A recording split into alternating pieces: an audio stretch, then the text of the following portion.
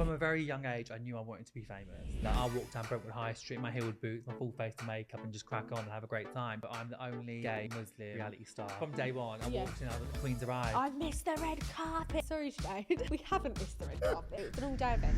One of them was like, get this gay boy away from me before I punch his face in.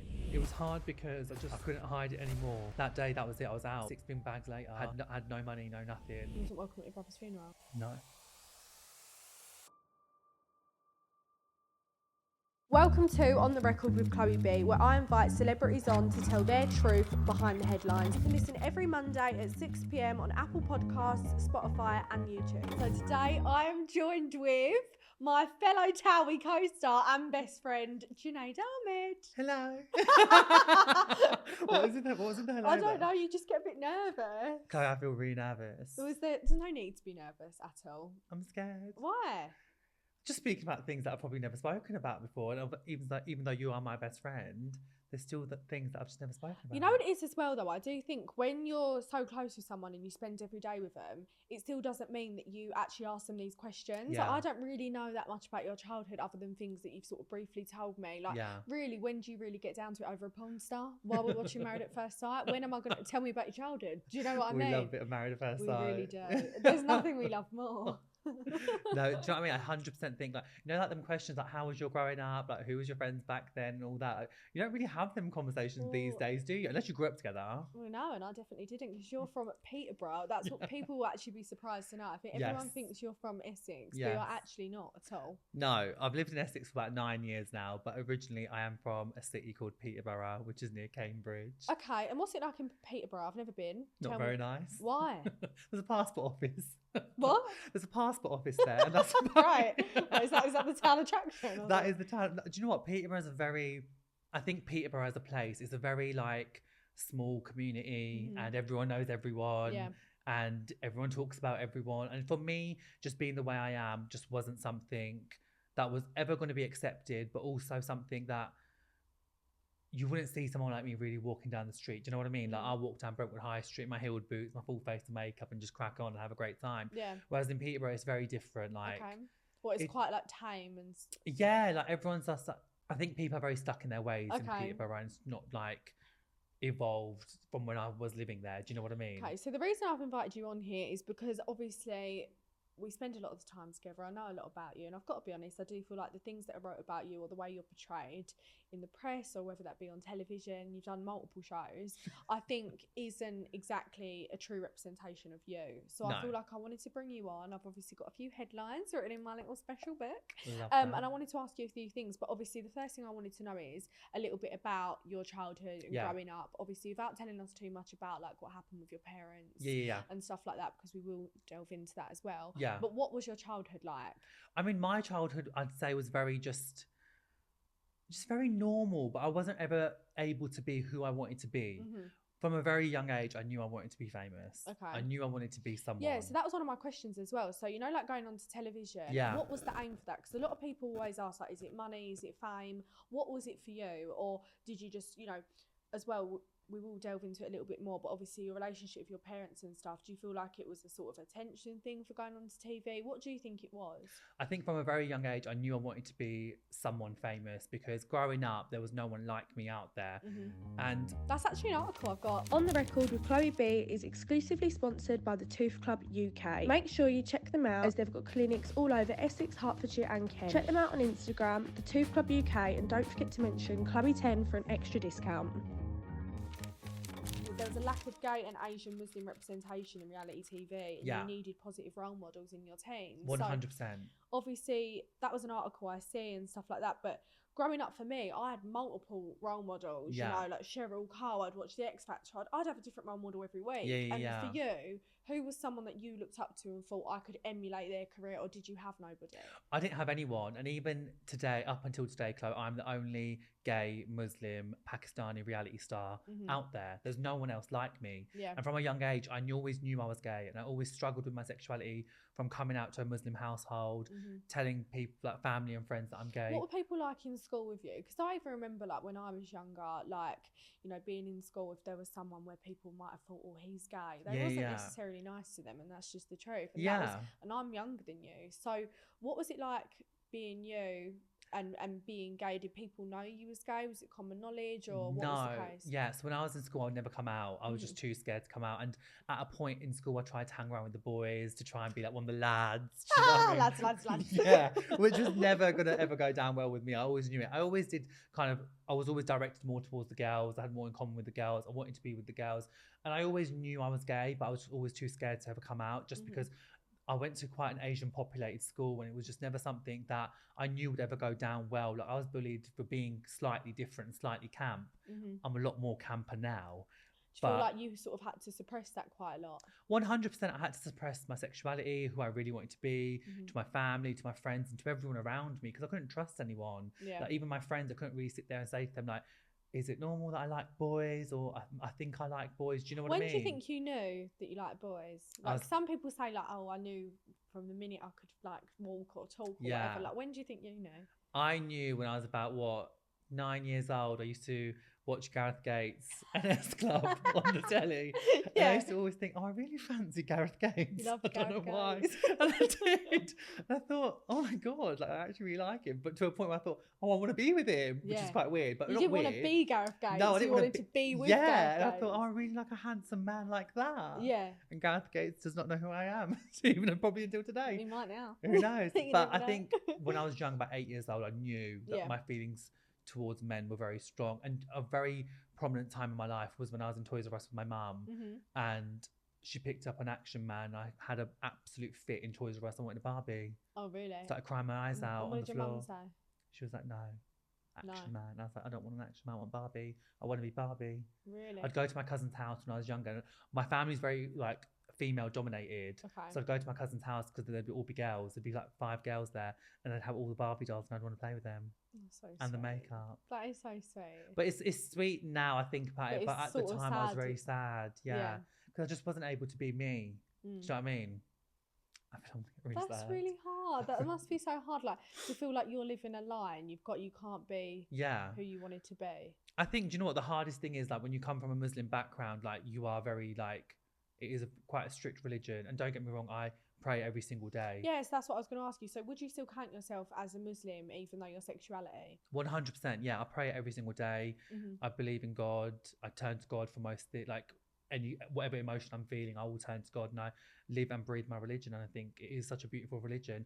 Obviously, there is certain parts of it that I don't follow, but I would still class myself as a modern day Muslim, 100%. And I love my religion. It's helped me through a lot in my life. Yeah. Do you know what I mean? And that's something I was born with, and I will continue that. And I mean, that's your relationship with God. You don't owe that an explanation to anyone about that. Obviously, you said in the media that you feel like there wasn't any representation for you. Do you feel like since going on to TV or now being like an influencer on Instagram, have you had people reach out to you since? So many. Really? Yeah, so many. Because at the end of the day, I am the standpoint for a lot of like young gay men, Asian men, because there is a lack of diversity out there on national TV. So I've had thousands of messages, especially from like young like guys that are curious about their sexuality, like mums that have like gay sons and stuff like that. It's actually really, it does break my heart at some of the messages that I do get, and like the help that they want, because they don't know what to do and how to help their son and child. I assume it's so hard. Like, obviously I'm around you a lot. I've got so many gay friends. I feel like I'm around so many gays, it's unbelievable. Your wedding would be you and 5 gays. Me and 5 gays. I won't have bridesmaids, we'll just have gay boys. We love that though. But I just feel like with me, I'm the most accepting person in the world, and I just can't imagine that some people really aren't, like, at all. I find that crazy. Even, I'd still say, even today, being out there as a public figure, being openly gay, I'd say the abuse I get a lot now is because of being gay. Really? So I've got another article here actually that I picked up about, which I found quite shocking. So you basically said that you was left shaken after a homophobic attack. Yeah. So can you tell me a little bit more about that? Because I just find that crazy. Like, even like the other day, me and you went out on a night out and we bumped into this really lovely like mother and daughter, didn't we? Yeah. And there was like a group of boys, and the mum actually, I don't know if you heard, but she actually said to me, oh, if any of them start on him, I would go crazy. And I just, it's weird because like in my mind, it's not something I assume is going to happen. Do you know what I mean? I think it's because I'm so used to you and the people we surround ourselves ourselves with are so lovely and so accepting of you and the way you are and your sexuality, that it's just not in my nature to assume that you would be sort of attacked for who you are. Yeah, no, that article was definitely true. It was about a year ago now, really, and it was just going into a bar which we was in on the weekend. We go there all the time, enjoy myself there. And at this one point I was with Danny, and there was a group of about 20 like middle-aged men, I'd say about in their 40s. Walked in, obviously noticed me, asked for pictures, being so lovely at first. I've got to say, people do really notice you, Junaid. Like, when I go out sometimes, like, I do get people stopping me for pictures and stuff, but I've got to be honest, I do feel like sometimes I can go a little bit unnoticed because like I'm quite short and I can just sort of whiz through. Whereas you are just so big and striking, 6'4" in them heels, strolling through. No wonder so many people ask you for pictures. All the time, everywhere I go. Yeah. Even into my local like B&M and Home Bargains, I get people stopping me, asking me for pictures. Do you saw it today? Do you know, it is what it is, but I love it. I do really like it. But this time it was a negative. This time was very, very different. Yeah, I mean, at first it started off quite nice. A few of them asked me for pictures. Their wives loved me. Their girlfriends liked me. So yeah, it was quite nice. And then it got to a point where obviously they were quite intoxicated. They were very drunk at the time. And I was like talking to them as they were asking me to come over for pictures. And one of them was like, "Get this gay boy away from me before I punch his face in." Are you joking? And I was like, you know, at the time I thought, is this actually happening right now? And Danny heard the comment as well, and she was like, "What was that?" And he was like shouting, "Get him away from me before I knock." I think his words were, "Get him away from me before I smash his jaw." And I was like, sorry, that is just so crazy. What is actually going on? So at that point, I was very scared. So I walked away more towards the bar, and he started shouting. They started shouting and hurling abuse at me in the middle of the Mayfair bar, and I was like, what is actually going on here? Did anyone like step in or anything? Well, at that point, I don't know what happened, but I was like, who are you shouting at? Yeah. Like, who are you actually shouting at? Like, I'm not standing here getting abused by like 40-year-old men. There's about 20 of you. Like, little old me's on my own. Little old me, my 6'4" heels. Yeah, just standing there like, what is actually going on? And then obviously the staff that know me, because I come there all the time. I go there quite often. Do you know what I mean? Yeah. The staff then got involved. They was like, no, we'll get rid of them. I was like, no, do you know what? At this point, I feel really scared and I feel really vulnerable. And I've not been in a situation like that in a very, very long time, to the point that I'm feared for my safety. So what other scenarios have you been in where you felt like that? Would that go back to school, do you think? Yeah, it'd be back up when I was at school. Like, when I was at school, I was bullied really bad, and to the point where I had my nose broken on a few occasions, beaten up going home from school, just because people just didn't get me. And I think it's quite sad because it's terrible. Like, I feel now still people don't get me. Really? Yeah. I feel like it's hard, and that's why I really wanted you on here, because I feel like there is so many layers to you. Like, I think I always use the quote, like, people often assume that we're apples and we're one-sided, like, and what they see is, like, you know, for example, people may see me and see this bitchy persona, and people see you and see this absolute diva, I've got to be honest, but in retrospect, like, we are literally such onions. Like, there is so many layers to you, Junaid, and so many things that have made you the way you are today, and I don't 100%. Think people know that. And I think obviously this is why I'm here to talk about it, which I'm excited for, you know. So they just didn't understand you, and Not at all. You were subject to quite a lot of attacks. What did your parents think about that? Because obviously, if I come home and said to my mum, "Oh my God, I've just been attacked," the first thing, like, question she'd ask is why. You know, did they ever question why? I'll always remember, and it was one of my passport pictures where I've got a black eye and a bruised lip. That's disgusting. And it was after school, I got attacked by this boy and his mates. And I went home, and my dad was like, "What's happened?" And I was like, "Oh, I fell over walking home. I was on my phone, I didn't even look." And you know, it's times like that I really look back at it and think, I was just so scared. Was you scared of telling them? Yeah, I was just scared. I was scared like telling them, and I was also scared like what could happen if I did say anything. Do you know what I mean? Like having that mentality, like if I told them who it was and who attacked me, and if that turned into like a bigger thing, like would I be the one that like suffers the consequences for that more and more, or do I just shut up and not say anything? Yeah, do you know what I mean? And that's what people that bully you do. They make you to the point where you're so scared that you don't want to do anything. I think it's disgusting. Yeah, I'll always remember that passport picture. I look at that picture and I thought, that's so sad. Like, I look back, you know what, Chloe, it's really weird. Like, I'm 27 now, and I've been through so much in my life, and I look back at my life now and think, what a lost little boy I was. Yeah, and I think it's hard as well, like, especially considering, like my mum is the person that I lean on the most, like, throughout everything. And you see, me and my mum argue more than anyone in the world. I love because we are the same person, basically. But I lean on my mum so much, and I think, like, because you didn't really have that sort of to lean on, and or even if you did, you wasn't being your true authentic self when you was. I think that can really affect somebody. And I think, like, when I look at you, like, I honestly can't get my head around how strong you are as a person. You are so strong, Junaid. Like, I try to be. You are, and I think as well, like the way you behave, like, or the representation that you get in the media on like shows that you've done is really a defense mechanism. Yeah, like 100%. it really is. Like, there's another article that I've got to question you about, which I think was a perfect example of that. TOWIE newcomer Junaid lives and breathes drama and admits he will ruffle feathers. So how do you feel about that? Because obviously, like, you know, we're here talking about headlines and stuff, but let's be honest, every headline that's ever wrote about us stems from some form of truth, whether that be elaborated or not. And obviously, the reason why I invite people on here is just to elaborate a little bit more on that. Obviously, you was new onto TOWIE at this point. You was excited about going on to TOWIE. I've known you forever, and obviously, being on the show is exciting. It has its ups and downs, but it's an amazing thing to do. And I think that, you know, I very easily fell into that villain role. And obviously, I saw you falling into that villain role. So much so that me and you even fell out when I tried to give you advice on it. Do you feel like that is a defense mechanism for you because of your childhood? 100%. Yeah, I feel like I always need to put up this like guard, so people can't break me down, because behind everything there's a very hurt little boy there, and even I still stand by that today. I still think I'm very hurt inside with a lot of things that I've been through, but I put up this 6 layers of foundation, this boss bitch, this deeper attitude to cover and mask all the hurt that I've been through. Oh, I saw that completely. I think that's even why, like, really, you know, when we had that standoff with each other, it wasn't necessarily one of my, like, most vicious arguments I've ever had, because I didn't want to hurt your feelings. If anything, I wanted you to see where you was going wrong, maybe, you know. And definitely. Oh my god, I can talk. There's been so many things that I've done where I sit there and think, what have I done that for? Why have I even said that? You know. And I think that it is really a defense mechanism. Like, more so, like, you know, me, when I feel backed into a corner, I lash out. And I feel like for you, you do so because of the hurt that you felt when you was younger. Yeah, I think as well, the fact of being on TV was something I always wanted. Oh my god, so anything TV I did, I always wanted to stand out, and I always wanted to go in there to get the most kind of spoken about, to get my place on the show and whatnot, because I didn't want to be someone that's kind of like just being like quite placid and boring. Yeah, of course. And I feel like the villain are always the ones that remember the exactly most, yeah. So I just went in there and just went all kind of guns blazing as we saw. But so you've done other shows, haven't you? Obviously, you didn't really tell me much about the other show you done. What is it? Love Struck High on Amazon Prime.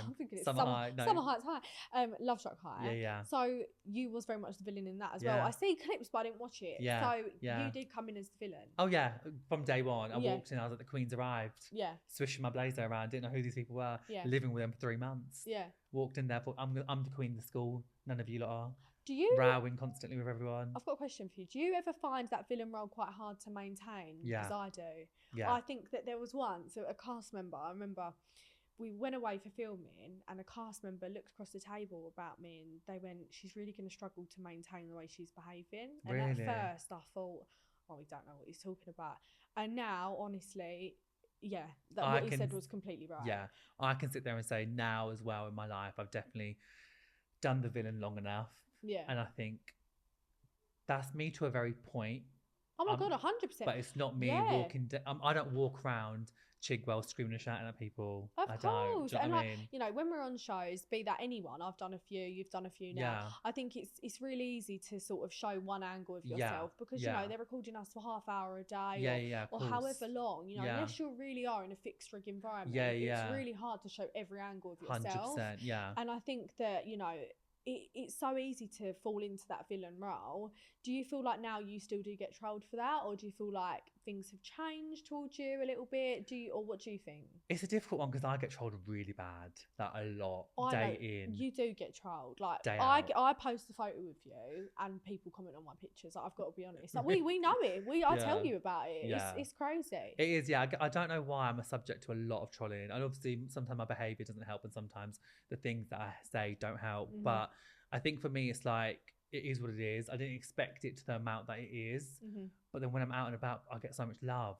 Do you know what I mean? You do. And you always get people saying really lovely things to you. So I think it's like, it's a double-edged sword, isn't it? Like, you take the good with the bad.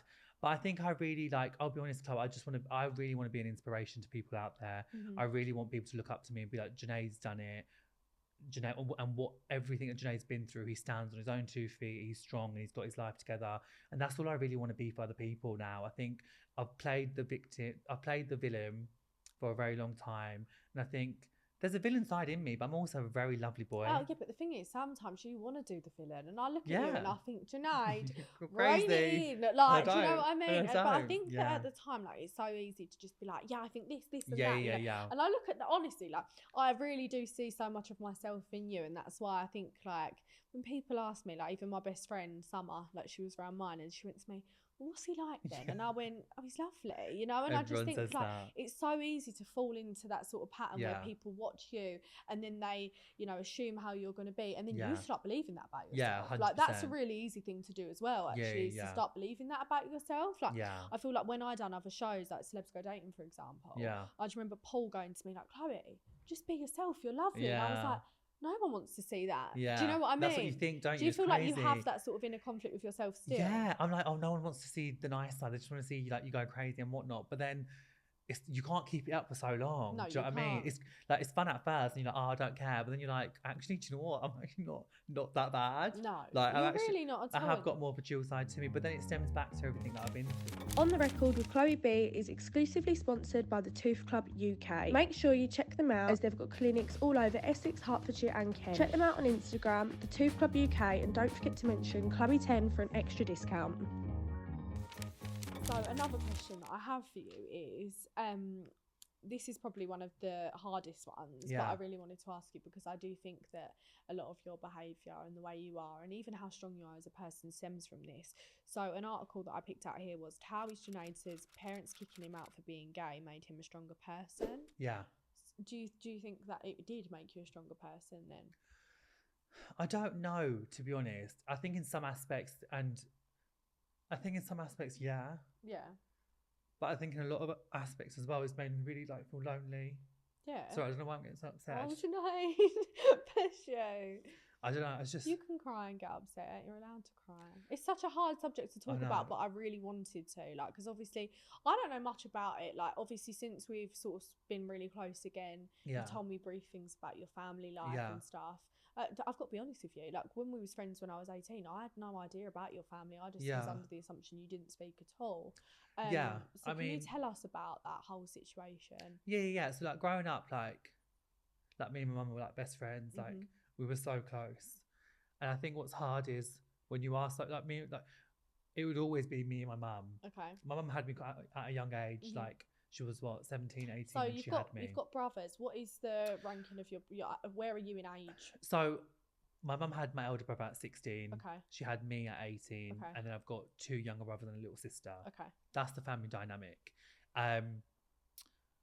Growing up, it was always me, my elder brother, and my mum. And that we was always together. And me and my mum were very similar. My elder brother was very much like my dad. So we had a really nice family unit growing up. Obviously, the whole kind of like makeup, being gay, and like confused about my sexuality was never a topic of conversation. It was always something that I kind of suppressed and kept to the side because I never wanted to upset them, because growing up I was always told being gay is wrong. Okay. In our religion you can't be gay. Yeah. This isn't allowed. And like me and my mum would have like private conversations, and she would try to be like my best friend but also very confused in herself because she doesn't know too much about it. Okay. All she's done is follow her faith her whole life. Do you know what I mean? Of course. And then 18 I come out because it comes to the point where I couldn't really hide it anymore. Okay. So was you dating someone?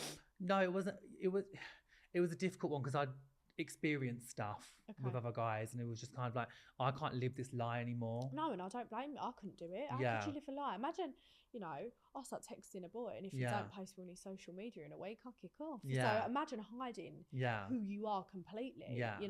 I told my older brother before I told my family. Okay, and how was he with that? He was like, listen, do your thing, but just keep it on the quiet. Don't be too obvious about it. Okay. And don't let everyone find out. So he was the one person that knew and kind of supported me with it. Okay.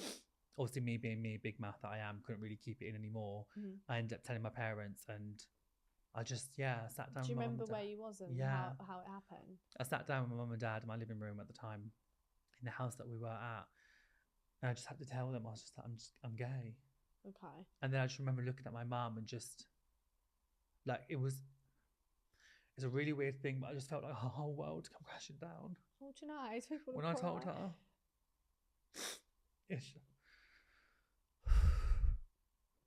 because we were so close, I just, the way she looked at me was as if like, I just wish you kept this a secret. Yeah.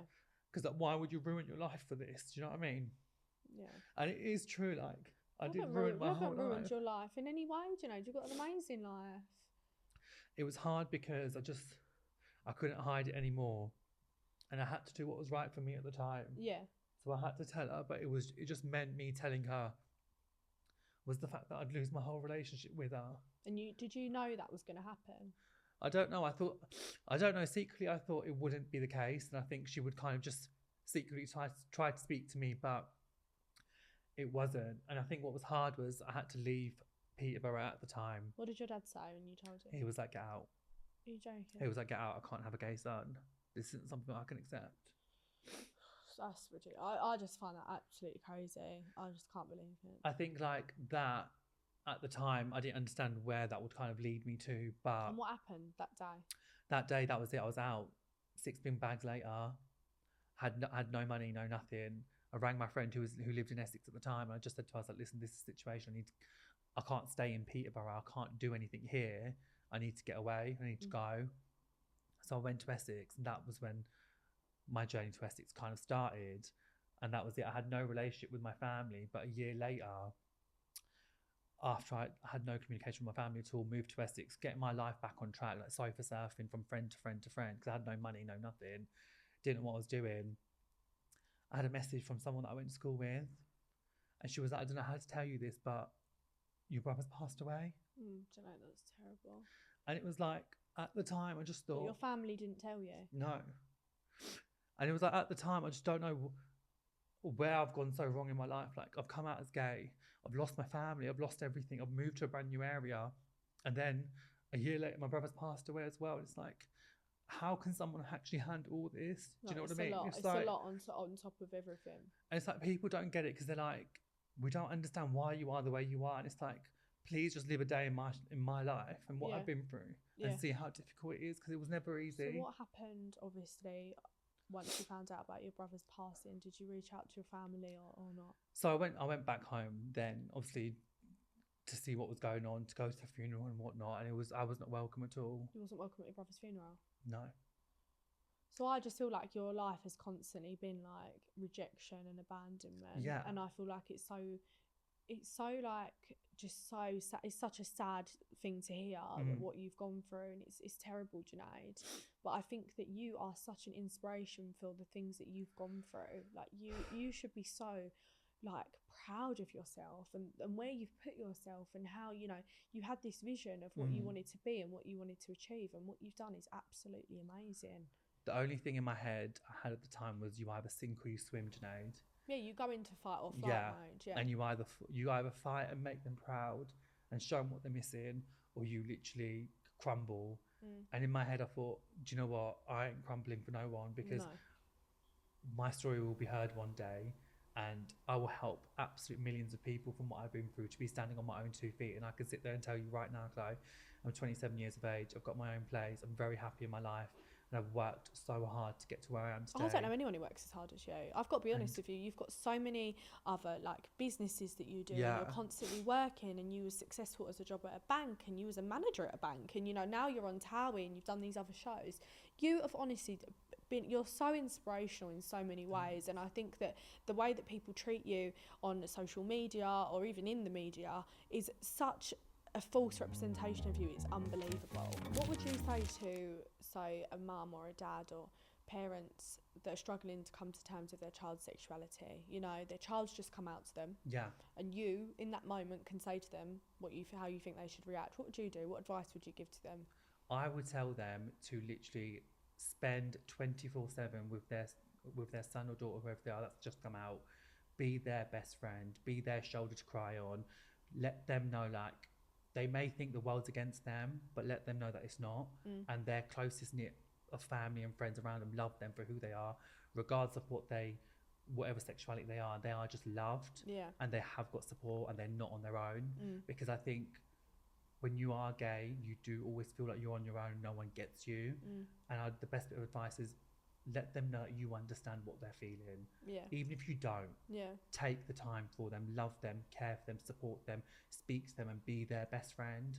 If there's one bit of advice I could give my mum now, is be my best friend. Yeah. And just understand me. Do you know what I mean? Yeah, of like course. Get to know why I think the way I think. Junaid, Sorry. you're making me really sad.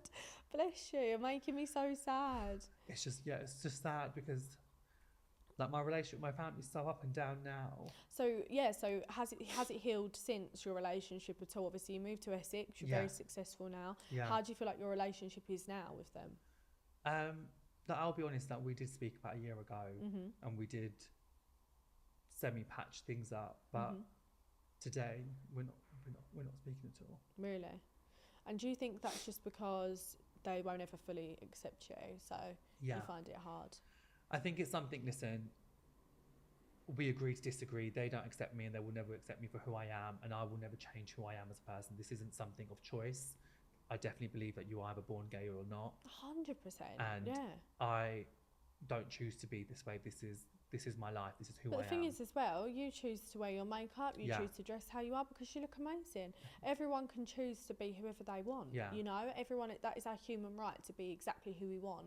And who are these people to sit there and judge us for what we are and what we do? This is your life. You can do whatever you want to do. Regardless of family, friends. Listen, in my life, I haven't got a big family. I personally believe we make our family. Our friends are our family, our best friends. And, you know, I just think that, you know, maybe you wasn't exactly born into a family that accepts you, and that's absolutely terrible. But you've inherited so many people that accept you for who you are. And I think that's the thing. I think there's things. This is the real truth behind all the headlines. This is my truth that no one knows about and I don't ever speak about.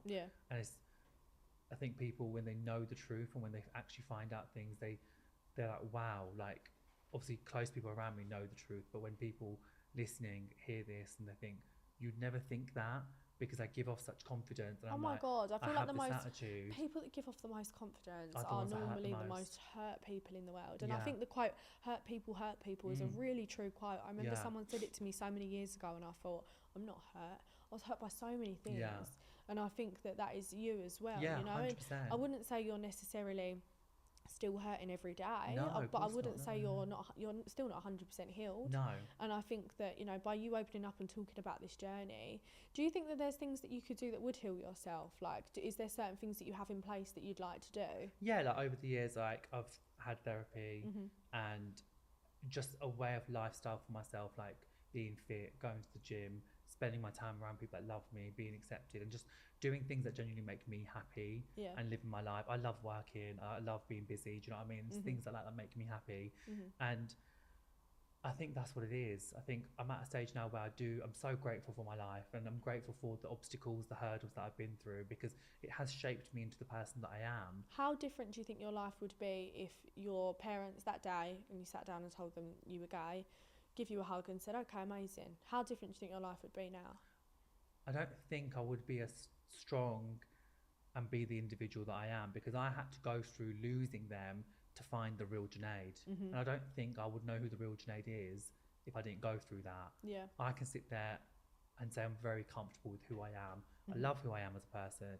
I love being flamboyant, glamorous, and being out there, because that's what makes me happy. Do you think that flamboyancy's sort of grown over time as well? 100%. Yeah. It's been all experimental things, like being suppressed for so many years, being suppressed for 18 years of my life. I'm now like in the 9 years of being on my own. I'm like, oh my God, this is who I am. This is what I like to do. Like, I like wearing certain things. I like wearing heeled boots. Yeah, even when I first met you, you wear more makeup now than when I first met you. 100%. Yeah. I feel like I've evolved in the 9 years, and I'd say the real Junaid's born and lived for 9 years. The last 18 years. You've been we're very different. Yeah, but I'm very happy. So obviously the first show that you did actually wasn't Love Struck High. It was, what was it called? Obsessed with My Body on Channel 4. Of course it was. So an article I've got here says, Selfie King, who enjoys weekly blow dries and eyebrow waxes, admits he is obsessed with grooming after he was bullied for being too good looking. I mean... So how did that come about? I mean, it's definitely not true. No. Because I don't have weekly blow dries. There's not much hair to blow dry. You've not got much hair to blow dry. I mean, I get the weekly blow dries. Yeah. You do have your eyebrows waxed, but I'd say that's sort of normal. I mean, I have my eyebrows threaded every 3 weeks and my hair cut every 2 weeks. Do you know what I mean? But that was a really fabricated story. But that is the true 18-year-old Junaid, wanting attention, wanting to be out there, and doing whatever it kind of took to kind of get my face and be seen and be heard. Yeah, I remember. You know what? I remember when I first met you. Actually, you would go to every event. You do everything. You know, you still love an event now. To be honest. Still love an event now. It's quite funny actually. I've got a funny story. I was a bit late for Thought Part the other day, and Junaid. We had a fallout. Oh, you had a fallout. Junaid didn't speak to me the whole way there. He went, "I missed the red carpet." I said, "Sorry, Junaid. We haven't missed the red carpet. Actually, it's an all-day event." Yeah. Do you know what? I think when I was young, I was so like hungry and wanting to like be seen, be here, be everywhere, and just I think, do you know what, that was a mask of me trying to be accepted from everyone that didn't really know me in my life. Yeah. And I think it goes to the fact that I was very like wanting to be famous, and I would do anything it took to be but I feel like famous. with fame as well, like even in our minds, like yeah, we're not A-listers or whatever, but when you walk down the street and you get recognised, or when you get a nice message on social media, I feel like it really lifts you up. And I feel like 100%. Especially if you're in a place where you're lonely, I feel like that can be so comforting for somebody, and I feel like people don't see that. Do you know what I mean? Or the other side of why you may be craving that attention. Yeah, but I think back then I wasn't who I am today, and I wasn't being authentically me. I think the last few years I've genuinely just been myself 100%, and I think back then I always thought I'd be someone that other people wanted me to be, because that would make me liked. And I think now what I'd say to people is definitely just be yourself. Don't try and be anyone you're not. What makes you happy and what you are, your weird quirks or whatever you think's different, that is who you are as a person, and that's what makes you the person that you are. So just always be true to yourself. I would go into TV like auditions and stuff like that and think I'd need to be this type of person and play the stereotype. You don't. No. You really don't. When do you feel like you really settled into yourself? 25. And 2 years ago. 2 years ago. Just got my flat, moved into my flat, very content and happy with my life 2 years ago. Started on TV. If there's anything you could change about your life now, what would it be? Is there anything in your life that makes you unhappy now? I'd love a relationship with my family. Really? I would, yeah. What about a relationship like a boyfriend? Oh my God. Would you or not? Where do I start? You'd love that. I don't know. I think you'd love that. I'd love a relationship. I would. I think I'm older and wiser, and I'm so content and comfortable with who I am. Your problem is Junaid is very attractive to straight men. Oh. And that is the problem. And you know what, actually though, I actually say this to my friend as well, who also dates straight men and he's gay. I actually feel like that's a form of self-sabotage as well, to be 100%. honest with you, because like I've noticed it, like you essentially date these people that you know are never going to parade you around because they're in the closet, and I feel like that is a form of not thinking you're good enough. Yeah, I'm on the path to now being accepted by everyone. Yeah, accepted by yourself, your family, and hopefully we find you a nice boyfriend one day. If there's any sexy boys listening. Any sexy boys. Sexy boys. Any sexy gay boys, not straight boys, for my lovely friend Junaid. That would be amazing. Please send me a message. DMs are open. So this has been emotional. I know. My last question that I have for you, I've got two actually. If you could say one thing to the people that troll you daily on social media, what would it be? Give it a break. Please. Please leave me alone. Just please leave me alone. No, but on a serious note, just think before you message. Words really do hurt, and even though we put ourselves out there on a public platform, people say we put ourselves on a public platform, so you get used to messages from people that dislike you or like you. Listen, I get everyone's got their opinion, but just think about the things that you say, because social media can be such a nasty place at times. As much as it's at work at times, it can also be quite nasty. So just think before you speak. Yeah, of course. Be nice. Be kind. And also, what would you say about the people that write headlines about you that aren't necessarily true? Oh, get your facts right, journalists. Do your research. Listen, I love my journal friends. I really do as well. And I feel like when I made this podcast, I feel like a lot of people was like, oh my God, is she coming on here to absolutely bash the press? And that isn't the case at all, actually. I feel like our jobs and the press come hand in hand together. But I feel like, you know, the journalists that are really only just doing their job, they need a catchy headline. 100%. They need something that's going to pull people in. Yeah. And they also only have a limited amount of words they can write something with. And what I wanted to do on this podcast is to give people an insight into, you know, a bit of the backstory behind the catchy headlines that you see. You know, I've got to be honest, I've read some about me that are completely ludicrous, and I've read some that I've got a lot of truth to, you know, like the ones we spoke about today.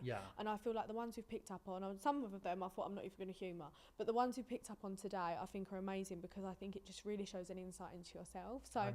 Thank you so much for coming on. I'm honestly so grateful. I'm so glad you've opened up, and I just really hope that the people listening get to see a side of my lovely friend that I get to see every day. It's been like a really enjoyable therapy session. I feel like I'm a therapist. I know, I'm here for it. You can be a great therapist. You can invoice me later. That has been On The Record with Chloe B. Thank you to the Tooth Club UK for sponsoring this episode of On The Record with Chloe B. With thanks to Blank Box Studio for their amazing podcast space. Please comment underneath who you would like to be our next guest, and make sure you catch our next episode on Apple Podcasts, Spotify and YouTube.